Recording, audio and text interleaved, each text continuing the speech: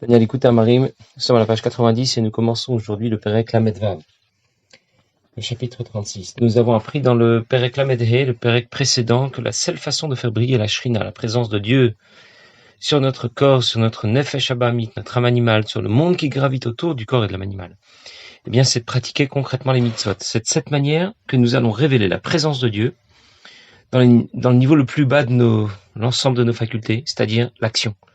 Et à travers cela, dans le niveau le plus bas de la création, c'est-à-dire le monde matériel. C'est de cette manière que l'on réalise que nous avons appelé Dira Batartonim, une demeure pour Dieu dans ce monde, et c'est ce dont nous allons beaucoup parler dans le chapitre 36, dans le Perek Lamed Vav.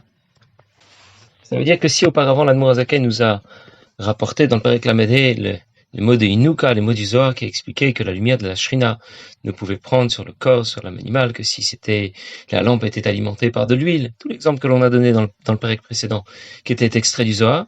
Mais nous, on se demande, mais pourquoi la lumière de la Shrina doit absolument briller sur le corps et l'âme animale?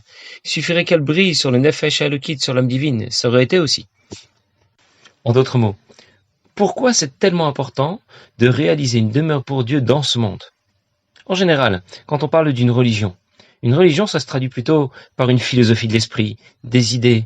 Et voilà que tout à coup, on nous parle d'une religion, du judaïsme, qui va se retrouver pleinement dans le geste, dans l'action concrète, dans le geste technique. Il faut manger kasher, il faut poser des tefilines sur son bras et sur sa tête, accrocher une mezouza à ses portes, etc. Et c'est ce que nous allons expliquer et comprendre dans ce Perek, et c'est pour cette raison que l'Admor Hazaken commence par rapporter un mot du Midrash Tanchuma. Veine Mudadzot. Il est bien connu, Ma'amar Hazal, donc c'est un mot de nos maîtres, c'est un extrait du Midrash Tanchuma, chez Tachlit, Briat Olam Hazeh, l'objectif de la création de ce monde, ou chez Nitava Akadosh Baruch Hu Liotlo Dira Batartonim. Dieu a eu le désir, l'envie d'avoir une demeure dans ce monde. Alors, ça a l'air d'être un Midrash très court, mais il va falloir expliquer où est le Tachlit, où est l'objectif. Pourquoi on parle d'un désir et d'une envie? Et qu'est-ce que ça veut dire dira, une demeure? Et pourquoi on appelle notre monde le monde Tarton, le monde qui est le plus bas? Et tout cela, l'Admor Hazaken va le développer dans le Perek que nous commençons à étudier aujourd'hui. Mais déjà, il faut dire que cet extrait du Midrash Tanchuma, que l'objectif de l'ensemble de la création, que Dieu a désiré avoir une demeure dans ce monde, le monde n'a pas d'existence propre. L'existence du monde ne dépend que de celle de Dieu. Elle est soutenue par l'existence de Dieu. Et l'objectif pour lequel le monde a été créé, c'est ce monde matériel, pour que nous puissions y pratiquer les mitzvot. De cette manière, nous faisons une résidence à Akadosh Baruch Hu. Très bien. Eh bien, c'est un sujet central dans l'ensemble de l'enseignement de la Chassidoute. C'est quelque chose qui est fondamental. Il y a un jour un des Tmimim, un des Bachurim à la Yeshiva de Brunois, qui a appris les 30 premiers prakim du Tanya par cœur. Et il a demandé au Mashpia, comme Nissan Nemanov de l'époque, est-ce qu'il fallait continuer, est-ce qu'il fallait plutôt réviser les 30 premiers prakim, ou bien commencer à apprendre les chapitres suivants. Et Nissan lui a conseillé de continuer à apprendre jusqu'au Perek Lamed He, jusqu'au chapitre 35. Parce que c'est là que se termine vraiment toute l'explication qui Karov Elech Hadavar Meod. Et il a donc commencé à réviser tous ces prakim. Et il lui a dit qu'ensuite, tu pourras commencer les chapitres suivants. Mais Nissan Nemanov lui a dit que malgré tout, il conviendrait d'interroger le rabbi à ce sujet. Et lorsque ce Bachour est entré en Yechidout, et qu'il a posé la question au rabbi, le rabbi lui a dit qu'il fallait aussi continuer à apprendre les chapitres 36 et 37. Parce que ce dont il est question dans ces chapitres, c'est fondamental. C'est l'objectif pour lequel le monde a été créé. Ce par quoi nous allons atteindre Yemot HaMashiach, l'avenue de Mashiach. Et donc il fallait continuer encore jusqu'au Perek Lamed Vav et Lamed Zayin, juste pour nous dire que les prakim que nous commençons à étudier aujourd'hui, Lamed Vav, Lamed Zayin, sont des prakim, des chapitres qui sont vraiment fondamentaux et qui ont une importance majeure.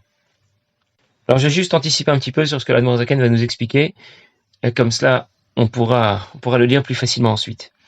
On a parlé d'Akadosh Baruch Hu qui a eu une envie, un désir. Pourquoi parler d'une envie? On n'a qu'à dire que c'était sa volonté, tout simplement. Parce qu'une envie, ça ne s'explique pas. C'est supérieur à la logique. Par exemple, si quelqu'un aime les bananes et l'autre aime le chocolat, et qu'on lui demande de nous expliquer, mais pourquoi t'aimes les bananes? Pourquoi t'aimes le chocolat? Il ne saura pas expliquer. Pourquoi? C'est au-delà de la logique et de la raison. Et donc voilà quel est le premier principe. La raison pour laquelle Dieu a mis en place tout ce système dépasse complètement notre logique. C'est ça que veut dire le Midrash lorsqu'il parle de l'envie d'Akadosh Baruch Hu. Dieu a eu envie de créer le monde. Et bien sûr, ça permet de nous remettre en place, de comprendre que finalement, on ne peut pas tout comprendre. La raison pour laquelle Dieu a créé ce monde dépasse notre entendement. C'est pour ça qu'on parle de tava, de désir. Nous pouvons continuer à nous demander, mais pourquoi créer un monde matériel dans lequel l'homme va s'engager au service de Dieu, dans l'action concrète, dans la pratique des mitzvot? Dieu avait déjà à son service des malachim, qui étaient capables de craindre Dieu d'une façon exceptionnelle, qui sont capables de l'aimer d'une façon exceptionnelle. Donc pourquoi un monde matériel dans lequel on va accomplir des gestes techniques? En plus, ce monde est appelé Tarton. Tarton, ça veut dire au plus bas. C'est pas seulement le dernier maillon de la chaîne. Il y a un enchaînement de mondes dans la création, Atzilut, Bria, Yetzira, et puis le nôtre que l'on appelle Asiya. Et notre monde qui est appelé Tarton n'est pas seulement le dernier maillon.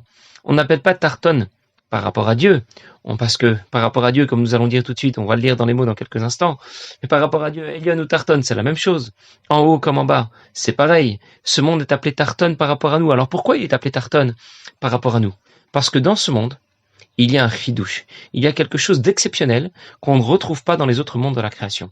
Dans tous les autres mondes de la création, que ce soit celui de Hatzilut, celui de Bria ou de Yetzira, les mondes qui sont plus spirituels que le nôtre, qui sont au-dessus du nôtre, eh bien, la présence de Dieu va être plus ou moins révélée. Elle est davantage dans le monde de Hatzilut, un peu moins dans le monde de Bria, et encore moins dans le monde de Yetzira. Mais ça reste tout de même une évidence. Personne ne va déclarer dans le monde de Hatzilut, Bria ou Yetzira, je suis laïque, je ne crois pas en Dieu. Le chidouche dans notre monde, c'est que l'existence de Dieu est complètement incertaine, improbable. C'est perçu comme une théorie. Le mystère plane toujours au-dessus de l'existence de Dieu. Et c'est pour ça qu'on appelle ce monde un monde qui est Tarton. C'est dans notre seul monde qu'on pourrait déclarer, Dieu n'existe pas, c'est une invention, moi je suis laïque, je ne crois en rien. Ce monde est donc celui qui est au plus bas, et en même temps nous avons la volonté de l'élever, de le soulever vers Akadosh Baruch Hu, de y introduire de la Kedusha. Admor Zaken rapporte cet exemple, et le Rabbi le rapporte dans ses Mahamarim, il rapporte l'exemple d'un élévateur. Lorsqu'on veut soulever une maison, eh bien on ne va pas l'attraper par le toit. On va plutôt placer le bas du système, le bas de l'élévateur sous les fondations de la maison, et de cette manière on va pouvoir la soulever. Si on tire par le haut, le toit va se détacher et le bas de la maison restera là où il est. Eh bien, on va procéder de la même façon dans l'ensemble de la création. Pour soulever l'ensemble du système vers Akadosh Baruch Hu, le soulever du bas vers le haut, eh bien il faut le soulever en insistant, avec pour objectif ce qu'il y a de plus bas, pas par le toit de la création, pas élever le monde de Hatzilut, de Bria ou de Yetzira, mais précisément le monde de Asiya. Et c'est pour cette raison qu'on insiste sur l'action concrète que l'on va réaliser dans ce monde qui est Tarton. Alors on va commencer à lire quelques lignes dans les mots. Vin elo shayach lefanavid barer bechinat malomata. Pour Akadosh Baruch Hu, en haut comme en bas, c'est la même chose. On ne peut pas parler pour Dieu de Tarton ou de Elion, de haut ou de bas. Parce qu'il remplit l'ensemble de la création de façon tout à fait identique. Il n'est pas davantage présent en haut qu'il ne serait en bas. C'est exactement la même chose pour Akadosh Baruch Hu. Il n'y a pas de Elion et de Tarton. Il y a un passage dans les Télim qui dit Ram al kol goyim Hashem ala shamayim kevodo. Dieu est au-delà de tous les peuples et c'est au-dessus du ciel que se trouve sa gloire, son honneur. Que disent les psukim qui suivent? Mik Hashem Elokenu, qui est comme Hashem notre Dieu, Amakbi la Shavet. Il s'assoit dans les hauteurs et en même temps, Amashpil ilirot bashamayim uvaretz. Il descend pour voir ce qui se passe dans le ciel et la terre. C'est-à-dire que de quelle façon les goyim vont définir Akadosh Baruch Hu? Bashamayim, dans le ciel. Ram al kol goyim Hashem, Dieu est au-delà de tous les peuples. Ala shamayim kevodo. Où se trouve Dieu? Dans le ciel. Mais comment nous allons définir? Comment nous devons ressentir la présence de Dieu? Hamakbi la shavet, hamashpil ilirot. Il est en même temps le même, en haut comme en bas. Et donc lorsque l'on parle de Tarton, ce n'est pas par rapport à Kadosh Baruch Hu, mais c'est uniquement par rapport à nous. Je vais vous donner un exemple pour que l'on comprenne bien la différence dans la perception de ce monde pour Akadosh Baruch Hu et de notre côté. Nous, on pourrait le percevoir différemment. Il y a des Tarton. Il y a ce qui est en haut et ce qui est en bas. Il y a ce qui est spirituel et ce qui est matériel. Lorsque un Rav va vouloir expliquer justement quelque chose à un enfant et il lui donne un exemple, eh bien, l'enfant va d'abord écouter l'histoire, écouter l'exemple que le Rav lui explique. Et dans un deuxième temps, il va pouvoir comprendre la profondeur du message comme quand on lui aurait raconté une histoire. Il va d'abord écouter l'histoire et ensuite il va comprendre dans un deuxième temps quel est le message de cette histoire. Par contre, le Rav, lui, dès le départ, dès qu'il a donné l'exemple, dès qu'il a raconté l'histoire, le Mashal et le Nimshal sont sont tout à fait égaux. Pour lui, il n'y a pas deux étapes dans son raisonnement, dans sa réflexion. Au moment où il raconte son histoire, au moment où il donne son exemple, eh bien, il a déjà introduit, il a déjà inclus à son niveau le nimshal, le message de cette histoire ou de cet exemple. Et de la même façon, pour Akadosh Baruch Hu, il n'y a pas de différence entre le monde spirituel, ce monde matériel. C'est exactement la même chose. Quand nous appelons ce monde, le monde qui est Tarton, le monde qui est le plus bas, c'est par rapport à nous. Et pourquoi est-ce qu'on l'appelle le plus bas? Parce que on y trouve un chidouche exceptionnel. Le chidouche, c'est que Dieu est complètement occulté dans ce monde. C'est ce que nous allons lire tout de suite dans les mots. Et la Beouraïnian. Mais c'est pour nous dire, qui kodem shenivra olam.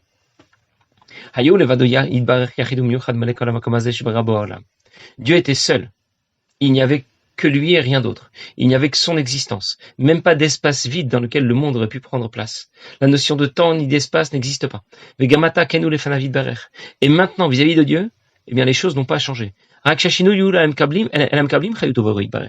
Pour qui les choses ont changé? Bien pour nous qui recevons ce que Dieu nous a apporté. Il nous a apporté notre existence, le monde dans lequel nous pouvons évoluer. Sauf que nous recevons tout ce que Dieu nous apporte d'une façon voilée et cachée. Qu'est-il? Comme c'est écrit, Ki lo yirani à Adam vachai. Le pshat, lorsque Moshe Rabbeinu nous demande à Kadosh Baruch Hu de pouvoir se révéler à lui, alors Kadosh Baruch Hu lui dit non, je ne peux pas te révéler, me révéler à toi. Lo yirani à Adam vachai, un homme ne peut pas me voir, vachai et vivre. Mais nos maîtres ont expliqué qu'il Pirshur Hazal. Admor Zaken rapporte ici le sifré par Shabbat Ba'alotra. Et qu'est-ce qui est expliqué là-bas? Même les malachim qui sont appelés chayot, les chayot à Kodesh, ne peuvent pas voir à Kadosh Baruch Hu. C'est-à-dire qu'il y a une autre lecture de ce pasouk. Ki lo yirani à Adam vachai.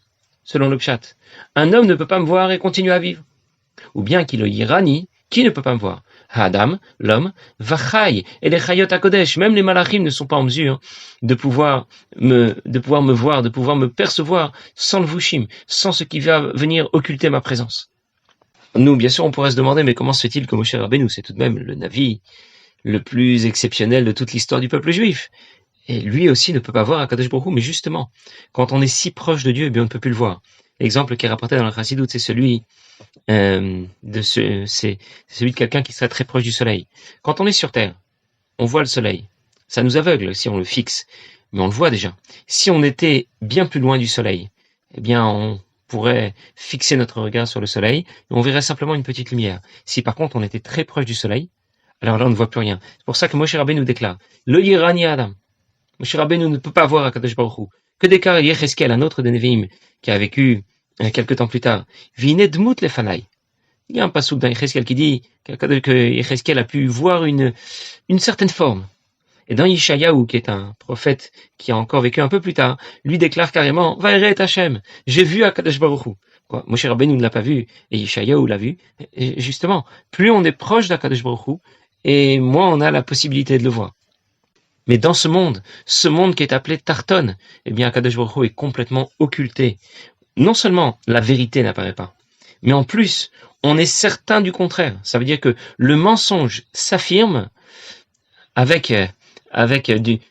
d'une façon incompréhensible.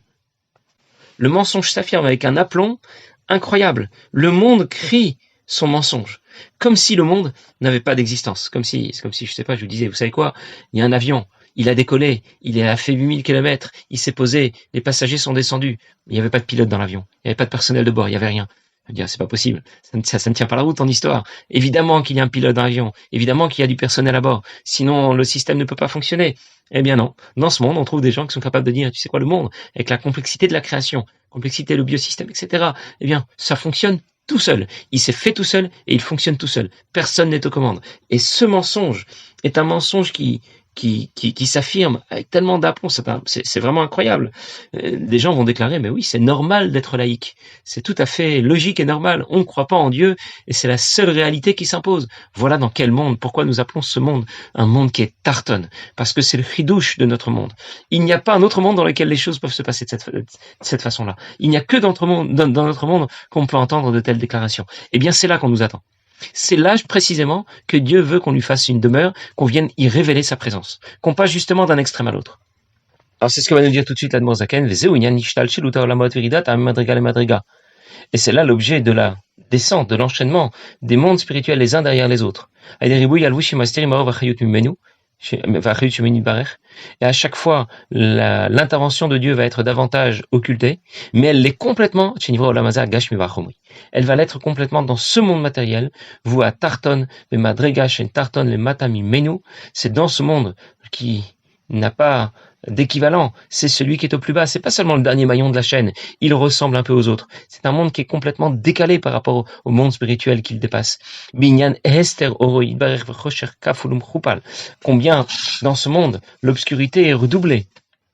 Pourquoi on parle d'une obscurité redoublée? Parce que dans notre monde, on ne fait pas que dire qu'on ne voit pas Kadosh Baruch Hu. Il y a un passouk dans une haftara qui dit Yadasho connaît ou Chamor et Bouzbalav. Le taureau connaît, sait qui est son maître. Et l'âne sait qui est le propriétaire de son mangeoire. Ve ami lo yada. Et mon peuple, lui, ne me connaît pas. Ça veut dire, c'est déjà une première chute, une première descente. On ne voit pas Kadosh Baruch Hu, on ne le connaît pas. Maintenant, on parle d'une obscurité kafulum choupal. Pourquoi? Parce que non seulement on ne voit pas Kadosh Baruch Hu, mais en plus les klipot viennent déclarer que ça n'existe pas. Pas seulement qu'on ne le voit pas, mais qu'il existe. Il n'existe pas tout simplement. Point que ce monde est plein de klipot, de ce qui s'oppose à la Kedusha, neged Hashem mamash, lomar ani vav siod, et qui vont déclarer à Kadosh Baruch Hu, mais c'est une invention, ça n'existe pas. Et voilà dans quel monde on nous attend. Dans ce monde, l'objectif de l'ensemble du système, où nous devons précisément révéler la présence d'Akadosh Baruch Hu, et comment nous allons accomplir cela en pratiquant les mitzvot, et nous verrons davantage pourquoi et comment la prochaine fois, Bezrat Hashem. Passez une bonne journée.